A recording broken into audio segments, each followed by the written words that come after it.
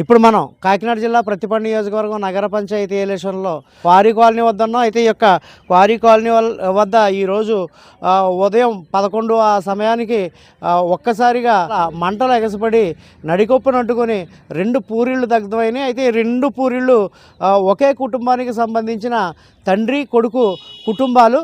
అయితే ఇవి జరిగే సమయంలో చాలామంది ఇక్కడికి వచ్చి స్థానిక నాయకులు అయితేనే వేరే వాళ్ళు అయితేనే ఇక్కడికి వచ్చి ఈ యొక్క పూరిళ్ళు ఆర్పడానికి ప్రయత్నం చేశారు. తర్వాత ఫైర్ ఇంజిన్ రావడం జరిగింది. ఆ వార్త ఆల్రెడీ మనం న్యూస్లో చూసాం. అయితే ఇక్కడ ఈ కుటుంబాలని ఆదుకోవడానికి ఏదైతే ఈ ఇన్సిడెంట్ జరిగిందో అప్పటి నుండి కూడా ఎక్కువగా దాతలు రావడం జరుగుతుంది. అయితే ఈ యొక్క అధికార న్యూస్ చూసిన వెంటనే స్పందించిన డొక్కా సీతమ్మ సేవా సమితి ఇక్కడికి రావడం జరిగింది. వారు ఈ యొక్క వంట సామాన్లు, బియ్యం బస్తాలు 2, అలాగే కూరగాయలు, బట్టలు కూడా తీసుకురావడం జరిగింది. అయితే బట్టలు కొనేటప్పుడు ఇలా అని తెలిసిన బట్టల షాప్ యజమాని పాపకు చిన్న గౌన్ ఇవ్వడం, అలాగే విఆర్ఓ కిషోర్ కూరగాయలు ఇవ్వడం ఇలా జరిగింది. అయితే ఇవన్నీ కూడా డొక్కా సీతమ్మ కలెక్ట్ చేసి, అలాగే వారి డబ్బులు సుమారు 10,000 రూపాయలకు సంబంధించి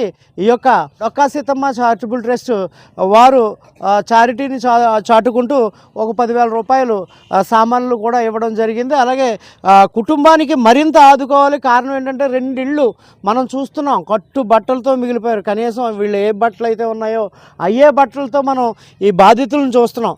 చూడండి, చిన్న పిల్లాడు. అంటే వీళ్ళని చూస్తుంటేనే కడుపు తరుక్కుపోయేంత ఇదిగా ఉంది. కాబట్టి ప్రతి ఒక్కరూ స్పందించండి.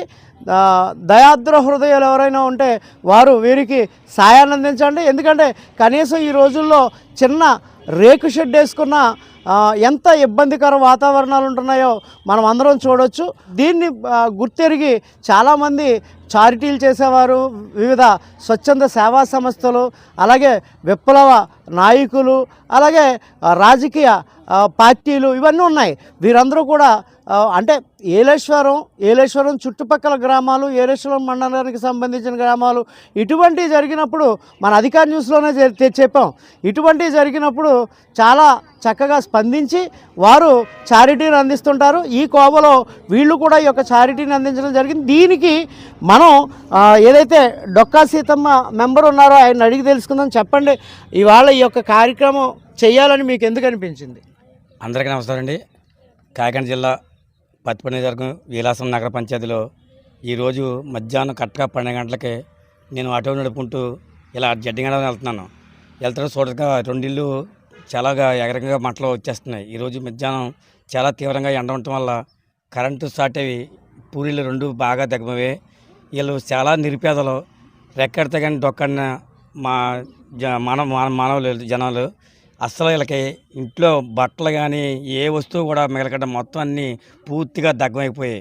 నేను వెంటనే చూసి అధికారానికి ఫోన్ చేసిన, అన్నయ్య మన కోరిపేటలో రాజమండ్రి కాలనీలో 2 ఇళ్ళు కాలిపోతున్నాయి, వెంటనే వచ్చి న్యూస్ చేయాలని అంటే, తమ్ముడు నాకు ఇప్పుడే నువ్వు చెప్తే తెలిసింది, నాకు తెలియదు ఇప్పుడు దాకానే, నేను వెంటనే వెళ్తాను అన్నాడు. ఆయన వచ్చి వెంటనే న్యూస్ చేసి వెంటనే ఆయన ఛానల్లో వీడియో పెట్టారు.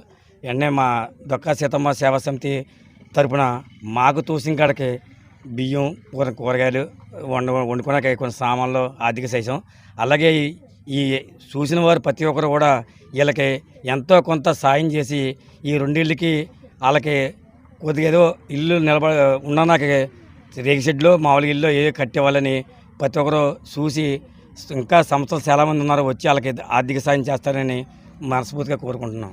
థ్యాంక్ యూ అండి. ఇది పరిస్థితి. ఇక్కడైతే మాత్రం జరిగింది మనం కళ్ళారా చూసినట్టు చూపించాం. ఇక్కడికి ఆల్రెడీ స్థానిక ఎమ్మెల్యే వరుపుల సత్యప్రభారాజా రావడం, వీరితో మాట్లాడడం బాధితులతో, ఆ తర్వాత వారికి తోచిన సహాయాన్ని అందించడం, అలాగే మండల రెవెన్యూ అధికారులు కూడా స్పందించారు.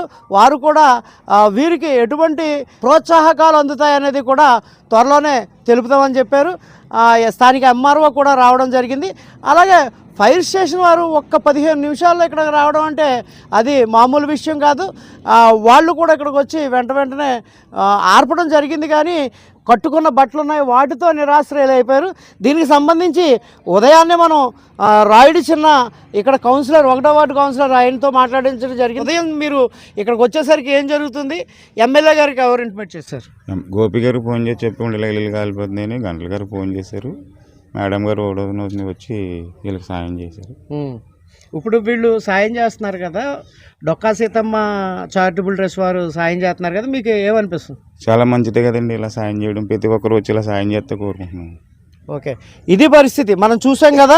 ఎవరైనా కూడా ఏదైనా ఇలాంటి సంఘటనలు జరిగినప్పుడు మేమంతా ఒకటే, మేము మీకు అండగా ఉన్నామని బాధితులకు అండదండలు ఇస్తే వాళ్ళు మరింత బలమైన దృఢ సంకల్పంతో జీవించేందుకు అవకాశం ఉంటుంది. వీరు ఖచ్చితంగా ఎవరైనా చారిటీ చేసేవారంటే తప్పనిసరిగా వీరికి తెలపండి. అలాగే మాకు తెలిపితే మేము వచ్చి ఈ న్యూస్ని కవర్ కూడా చేస్తాం. ఈ న్యూస్ కవర్ చేయడానికి గల ప్రత్యేక కారణం ఏంటంటే ఇది చూసి ఇంకా కొంతమంది వీరికి సహాయాన్ని అందిస్తే ఇల్లు నిర్మించుకోవడానికి కూడా అవకాశం ఉంటుందని చెప్పేసి తెలియజేస్తూ కాలిపోయే సమయంలో 11 రోజుల పసిబిడ్డతో ఒక పురటాలమ్మాయి కూడా ఇంట్లో ఉన్నారని చెప్పేసి అంటున్నారు. వారిని హుటాహుటిన బయటికి తీసుకురావడం వల్ల కొంత సేఫ్ జోన్లో ఉన్నట్టు, ఎవరికి ప్రాణహాని జరగలేదని చెప్పేసి ఇక్కడ తెలపడం జరిగింది.